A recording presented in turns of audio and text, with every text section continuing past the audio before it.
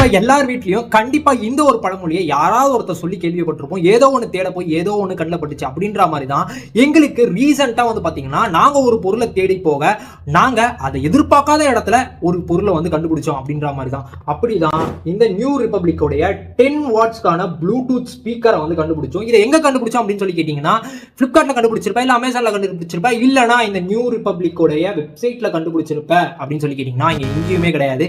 இதை நாங்க வாங்கினது ஜெப்டோல வந்து வாங்கினோம். அதுவும் ஜெப்டோல வந்து பாத்தீங்கன்னா நியூ ரிபப்ளிக் அப்புறமா பிளிப்கார்ட்ல தான் விற்கிறாங்க இந்த ஸ்பீக்கர். ஆனா அந்த இங்க வந்து பாத்தீங்கன்னா விலை 700 ரூபாய். ஜெப்டோல வந்து பாத்தீங்கன்னா இதோடைய ஸ்பீக்கரோட பிரைஸ் 480 ரூபாய், 500 ரூபாய், 520 ரூபாய் அப்படின்ற மாதிரி ஒரு டைம் ஏத்த மாதிரி மாறிட்டே இருக்கு. அதுவும் டெலிவரி வந்து பாத்தீங்கன்னா ஆர்டர் பண்ணதுல இருந்து 15 நிமிஷத்துல கையில வந்து கிடைச்சிருச்சு.